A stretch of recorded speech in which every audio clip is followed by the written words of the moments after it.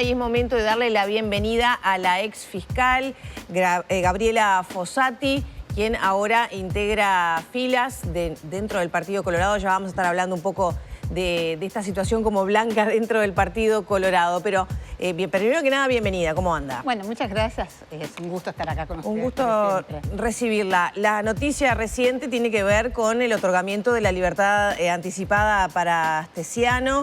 Usted fue la fiscal que acordó a través de proceso abreviado esta condena. Actualmente la Fiscalía se opuso a esta medida, estamos en ese plazo de apelaciones. ¿Qué valoración tiene usted de que se le otorgue la libertad anticipada?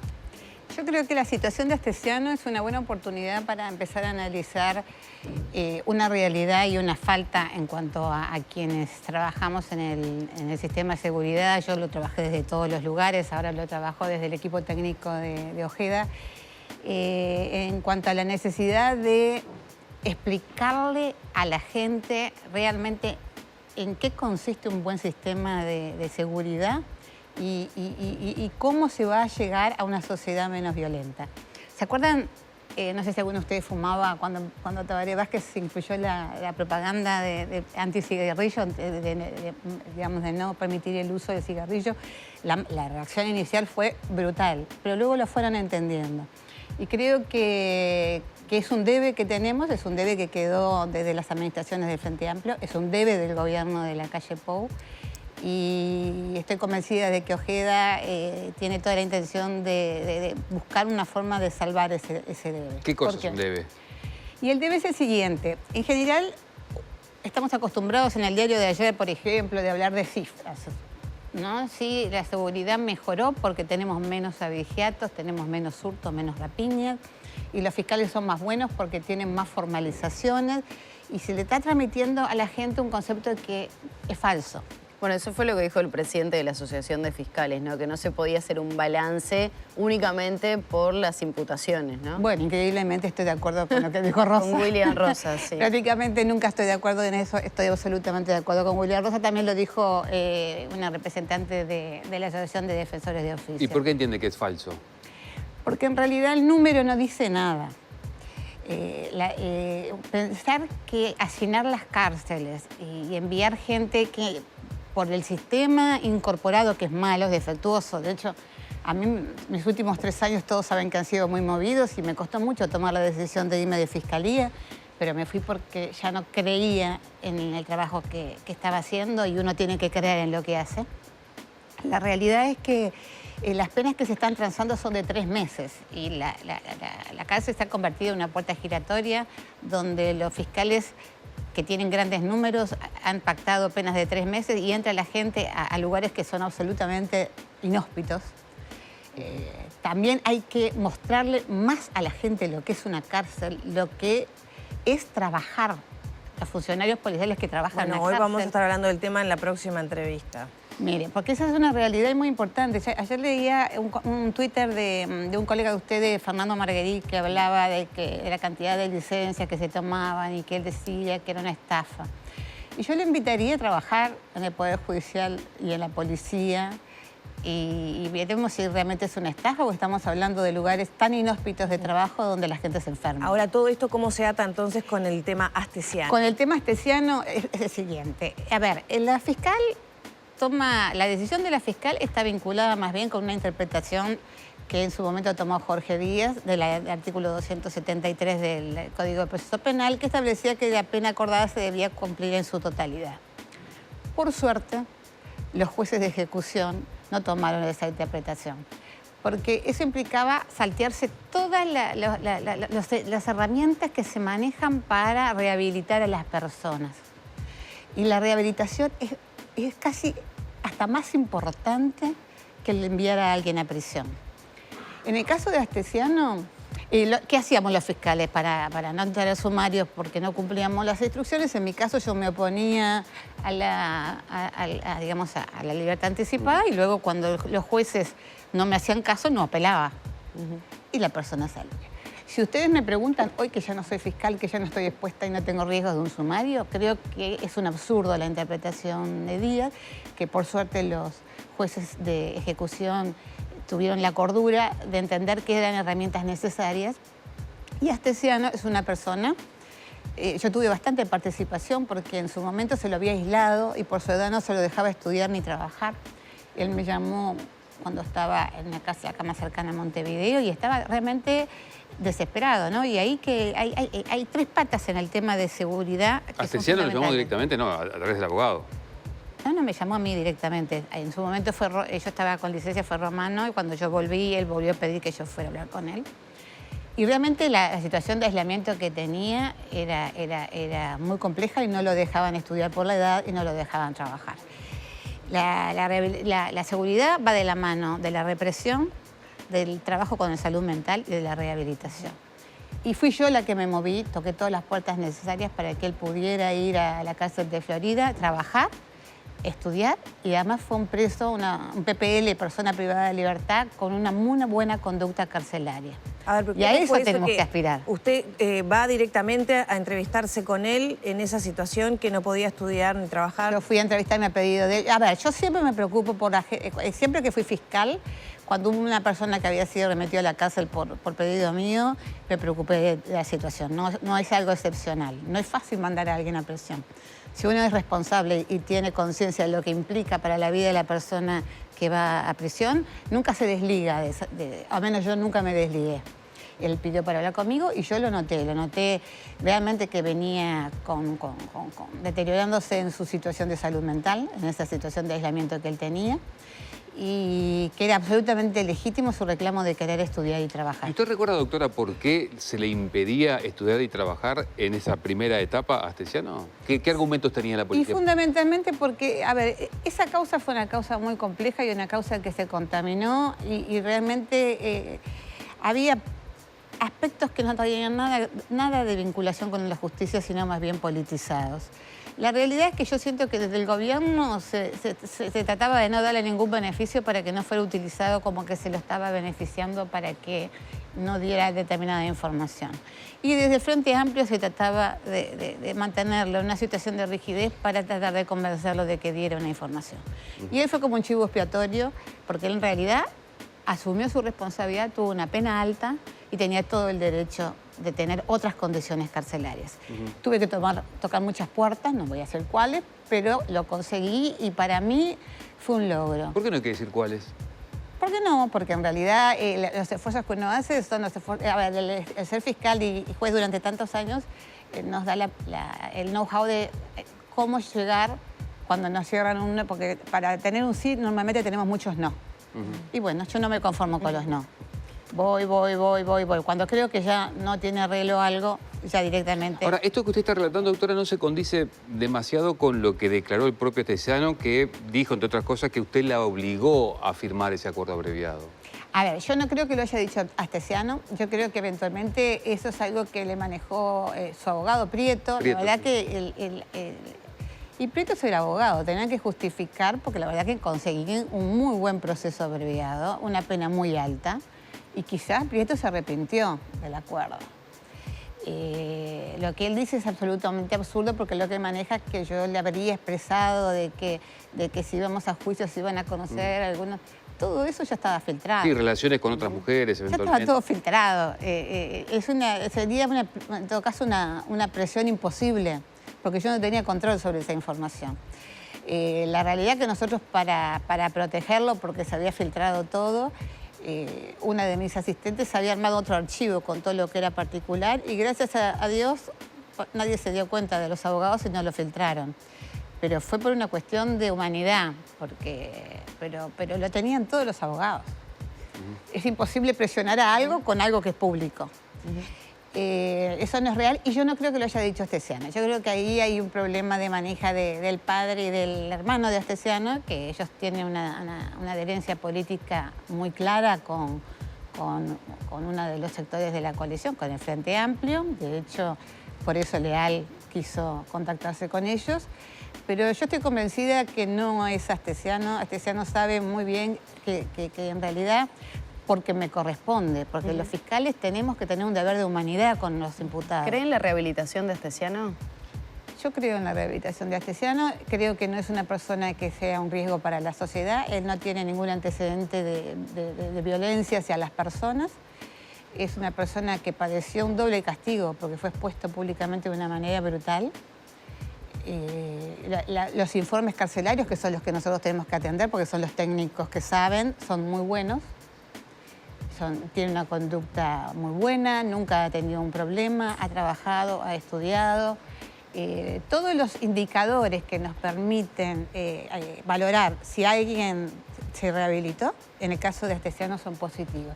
Por lo cual me alegro mucho, estoy convencida de que no va a tener suerte la apelación de la Fiscalía y de que va a tener su libertad anticipada. Si usted fuera la fiscal, entonces sí concedería esta libertad anticipada. Hubiera hecho lo que hice siempre. Me hubiera opuesto cuando me venía en vista para no ser víctima de un sumario y cuando los jueces de ejecución me lo fallaban en contra no apelaba. ¿Usted está convencida que Astesiano fue un chivo expiatorio? Por varios lados. No, no estoy convencida que es un chivo expiatorio. Estoy convencida de que Astesiano cometió muchos hechos que están contrarios a la ley, que los reconoció, que se los atribuí todos. A ver, por ejemplo, Astesiano integraba una sociedad para delinquir con otras 3 personas. La fiscal que me sucedió, Flores, a ver, de forma reglamentaria, porque hay una instrucción que lo permite, les extrajo de la imputación el delito de asociación para delinquir, tanto el ciudadano ruso como el escribano como la esposa. Claramente los 3 participaron en una asociación para delinquir. En el caso de Astesiano no se le excluyó ningún delito. Lo que sí creo es que, en definitiva, a través de él lo utilizaron como una herramienta política ambos sectores. Yo recibí muchos palos. Cuando dice sectores, dice Frente y Partido Nacional. Y gobierno. En general. Y gobierno en general. Y sí, yo fui víctima de toda esa situación en parte también. Yo padecí el mes de octubre y noviembre del 2022 mucha presión desde el lado político. Eso generó mucho malestar en mis hijos. ¿Presiones como qué? ¿La llamaban? No. Los comentarios contrarios a la trayectoria, a la carrera, insinuando de que uno en realidad estaba inventando cosas. Luego, cuando no reuní elementos de evidencia de que hubiera habido complicidad en nadie más de la torre ejecutiva, vino desde el otro lado insinuaciones de que yo protegía al presidente de la República, como si yo hubiera tenido poder de protegerlo. A ver, siempre tratando de ensuciar lo que se hacía con la mayor de las profesionalidades. Yo los investigué.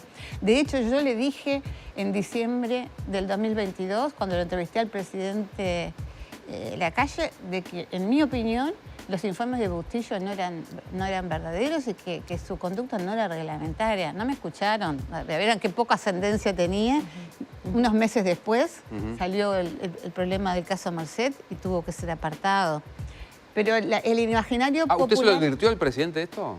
Yo se lo dije. Yo le dije que me mentían desde el Ministerio del Interior, que me mentían desde el Ministerio de Relaciones Exteriores. ¿Y el presidente qué le dijo ahí? Escuchaba.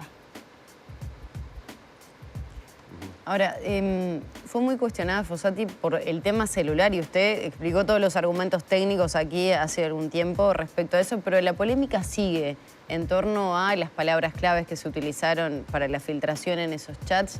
¿Qué se responde ya con un tiempo que transcurrió? Y con un tiempo que transcurrió, que la verdad que estuve muy lúcida. Era la primera vez que me pasaba en el Uruguay. Luego seguí analizándolo y es un problema que se ha presentado en todas partes del mundo. Y hoy día en todas partes del mundo se utilizan sistemas para la selección de material, precisamente para que una investigación penal no termine en la exposición de la persona en todos sus ámbitos de vida y de otras personas. Si hubiera garantías que no se filtrara esa información, ¿sí podía ser fundamental la pericia de ese teléfono? No, porque hay un problema. Nosotros no tenemos todavía instrumentado un protocolo para extraer la información vinculada al objeto de la autorización del juez. Cuando un juez autoriza ingresar a un celular, lo autoriza con un motivo. En otras partes del mundo que tienen mucho dinero, en el mundo anglosajón, hay un síndico que es una única persona que escucha todo y es el único responsable. Y entonces eso sí es una garantía porque si se filtra esa persona es responsable y terminó su carrera. nosotros no tenemos la posibilidad, porque no tenemos dinero para que cada persona, para designar personas que se dediquen a eso. Primero tendríamos que tener el protocolo que asegurara que solo una persona escuchara, luego que se pudiera tamizar a través del juez qué es lo que autoriza a que se incorpore y qué no, y eliminar lo otro. Creo que fue, la verdad, creo que fue la experiencia, los 32 años de experiencia que me iluminaron de que podía haber problemas y busqué el sistema que se utiliza en Argentina porque es el más barato. Bien.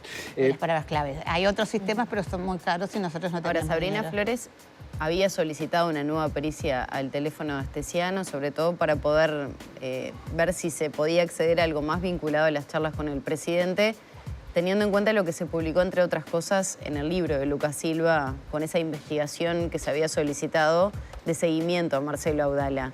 ¿Eso le generó algún ruido, alguna duda? A mí el de Sabrina Flores me genera ruido de que no haya habido avances porque habían situaciones muy comprometidas y que ya estaban bastante claras en cuanto a la extensión de documentación de pasaportes en las administraciones de Frente Amplio, y eso quedó dormido. En lo otro ya tiene derecho a pedir lo que quiera, los jerarcas se la negaron porque no correspondía, claramente no correspondía. Ese teléfono fue periciado 3 veces. A veces los fiscales nuevos piden para hacer una demostración pública que justamente no es el rol, es parte del problema de la Fiscalía General de la Nación. Luz lo decía el otro día. Se están yendo los fiscales que son de carrera y están quedando los fiscales que fueron adoctrinados por Jorge Díaz. Y ese es un problema muy importante que está conectado con las posibilidades de tener un cambio en materia de seguridad Ahora, real. usted acusa de politización de los fiscales, pero usted también puede ser un ejemplo de eso, ¿no? Porque una vez que se va de fiscalía, ingresa a la vida política prácticamente de inmediato. Y de alguna manera puede dar lugar a esas críticas que estuvieron presentes de que usted tomó decisiones un poco orientadas políticamente por su simpatía. Bueno, te voy a hacer una corrección. En primer lugar, yo no digo politizado, yo hablo de jorgistas. Que los jorgistas sean la mayoría del Frente Amplio es una casualidad. No sé si son todos del Frente Amplio. La diferencia está que yo tengo 32 años de carrera y yo he pedido procesamientos de gente de los partidos tradicionales a lo largo de toda mi vida. Yo fui la primera que aplicó el tratado de tortura durante el gobierno del Frente Amplio, sí, en Canelones. Yo apliqué la ley de responsabilidad penal empresarial con la doctora Fanny Canessa, que estaba vinculada con una empresa, para que vean que es algo absurdo cuando uno es profesional. La empresa vinculada, que es constructora, una empresa de Punta del Este, cuyos dueños son primos y socios en oportunidades con el padre de mis hijos. Yo no me excusé porque yo estoy separada hace 20 años y no tenía contacto. Pero la realidad es que soy de otra época, en una época donde la política no incidía. Jorge Díaz, que fue juez, no trabajaba en función de sus ideas. El Jorge Díaz que se hizo fiscal fue otro Jorge Díaz que yo creo que fue a partir del caso Feldman. Una cosa es ser de carrera y otra cosa es, yo no digo que esté politizada por el Frente Amplio, digo que hay jorgistas que cumplían a rajatabla los mandatos de Jorge Díaz. Jorge Díaz se politizó. Nadie me lo puede decir a mí porque yo lo conocía. Lo conocía mucho, lo conocía de cerca, conocía a sus hijas, atendí el caso de la madre de sus hijas y éramos amigos. O sea, nadie me puede decir que lo que yo vi en esa persona no es, porque lo vi yo. Y que hoy pueda ser un posible ministro de Justicia en caso que gane el Frente Amplio, ¿cómo lo ve? Lo veo como un peligro atroz. A ver, justamente yo les voy a decir, la realidad es que a veces estos años he tenido que tomar decisiones muy difíciles. Irme de la Fiscalía para mí fue muy difícil. Yo tenía un trabajo tranquilo, seguro, un ingreso que me sobraba. Me costó. Pero llegué a la conclusión de que no creía y me tuve que ir. Luego, cuando me decidí militar, bueno, evidentemente yo no lo niego nunca. Yo antes de los 32 años que dormí, yo era saravista y wilsonista. Y cuando en la gente de mi generación, eso queda impregnado. Yo leí mucho de la vida de Sarabia, mucho de... era adolescente cuando todo el problema de las llegadas de Wilson, la fui a buscar, son cosas que marcan. Por lo tanto, lo natural era acercarme al Partido Nacional, que en el siglo pasado el partido de los blancos. Hoy hay una realidad y es que estamos en otra situación. Hoy estamos en una situación de dos coaliciones, una que se está asentando, que es la coalición republicana, por la cual algunos no daban ni un peso cuando se formó y funcionó bastante bien.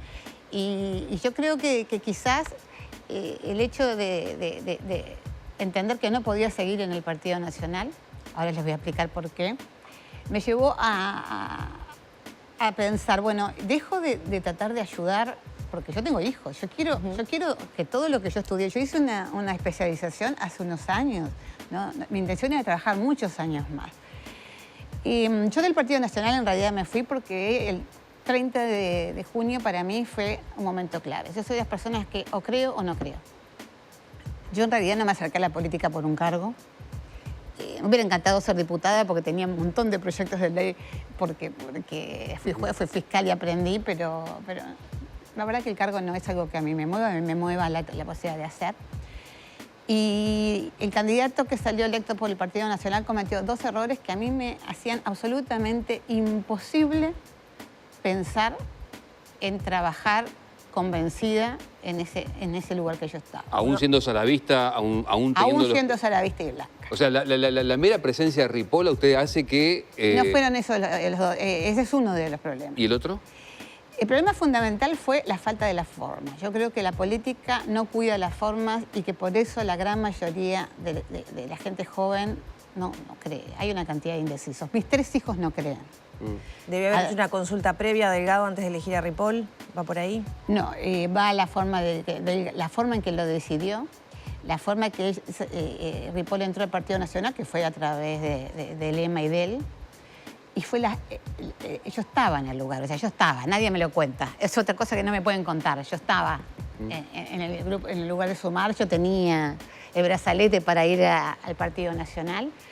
La humillación la forma en que se decidió, que implicó una humillación para una mujer, que yo creo que es intolerable. Es intolerable. Todos dábamos por sentados que Laura Raffo era la candidata. Si él lo quería hacer, lo podía haber hecho de otra manera el otro día.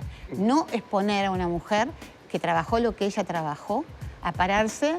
A ver, yo me fui a mi casa, me negué a verlo. Pero el argumento fue que votó muy mal, Raffo. Y en política los números mandan. Eso dicen, pero ella votó 60.000 y Ripoll votó en la lista de 5 con la vicepresidenta de la República y con Abdala 5.000. O sea que ese argumento no es. ¿No ha cambiado de opinión? Pienso, por ejemplo, en esa noche cuando a muchos le causó malestar, sobre todo quienes apoyaban. Sobre todo quienes ahora me atacan por mantenerme. Eso mismo, porque hay muchos que dijeron, bueno, ahora con el paso de los días, las semanas, los meses, lo vemos con otra óptica, vemos cómo está actuando Ripoll, cómo se dirige a las personas. Han tenido cierta transformación en su forma de ver esa elección. Sí, bueno, yo los aplaudo y a ver, hay blancos... Usted dice que hay gente que no lo compartía. Hay blancos que han hecho ese cambio, hay muchos blancos que se comunican conmigo que no, hay muchos que pensaban votar en un lado y ahora, por suerte, porque yo creo que lo importante es fortalecer a la coalición. ¿Usted sigue convencida que Ripoll entró para dividir, como dijo en aquel tuit? No, yo lo que creo es que yo no puedo arriesgar a mi país a que... Y todos sabemos, pasó con Gestido, pasó con Trueba, la opción de que el plan B sea luego el plan A es una realidad. A una persona que hasta hace pocos años creía en la lucha de clases y creía en abolir la propiedad privada. Pero no puede cambiar una persona de opiniones y de pensamientos. Una cosa es cambiar de opinión. Yo me tomé el lunes y martes para ver las expresiones de ellas de hace 10 meses. No estoy hablando de hace años. Y ella hablaba en el mismo tono y decía exactamente lo opuesto a lo que dice ahora. Yo no creo que alguien pueda creer en la lucha de clases y no creer en la propiedad privada y al año siguiente defender y abrazar los principios blancos y coalicionistas. La del estribo, doctora. ¿Usted cómo vio el derrotero y el tratamiento que se le dio desde el Partido Nacional a quien fuera su candidata, a Raffo? Porque tampoco tuvo... un lugar en el arreísmo, por ejemplo.